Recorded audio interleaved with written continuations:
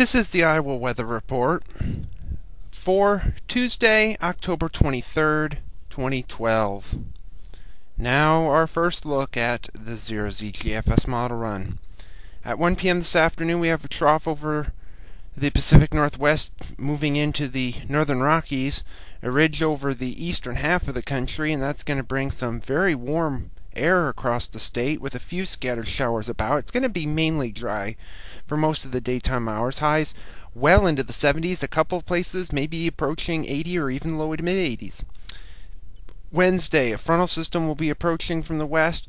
Some showers, maybe a thunderstorm or two. Severe weather doesn't look likely, but you never know. Highs still remaining in the 70s to near 80. But Thursday looks to be a rainy, raw day. Temperatures, the highs will be early in the day and then falling into the upper 30s to upper 40s by late afternoon and evening. Friday it'll be just cold. Cold north to northwesterly wind, highs in the 40s to near 50 with some sunshine and maybe a few lingering clouds. And heading into the weekend, high pressure moves in. Temperatures, highs will be in the 40s, lows upper 20s to lower to mid 30s with mainly sunny skies, maybe a few clouds here and there. And Sunday, disturbance is possibly going to move in according to GFS. That could bring some, well, a cold rain or maybe a wintry mix. We'll have to see. On Monday, a warm front begins to move in. That'll bring the temperatures at least back up into the lower 50s, maybe mid 50s. Some showers are possible, mainly in the northern half of the state. And a week from today, the pattern becomes more zonal with some energy off the New England coast and across the U.S.-Canadian border near Thunder Bay and International Falls.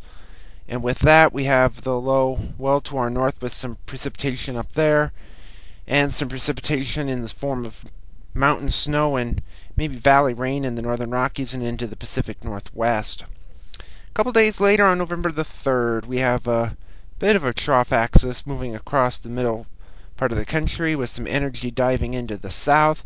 Big vortex over the Canadian Maritimes will bring a pretty big snowstorm to northern New England. Some rain, maybe a few thunderstorms in the south, and some rain and mountain snow well to our north and west. We remain pretty dry and in the middle of storms. At the end of the forecast on November the 7th, we have a trough, fairly big trough, digging into the desert southwest with a ridge pumping up into western Canada, and that could create a big snowstorm if this is right. A day or two after election day, so we could be seeing wintry weather if this is right in the first or second week of November. But last night's satellite image showed some clouds and even a bit of dense fog across the Middle West. Some clouds with the next storm system along the U.S.-Canadian border into the Pacific Northwest, and it was fairly quiet elsewhere.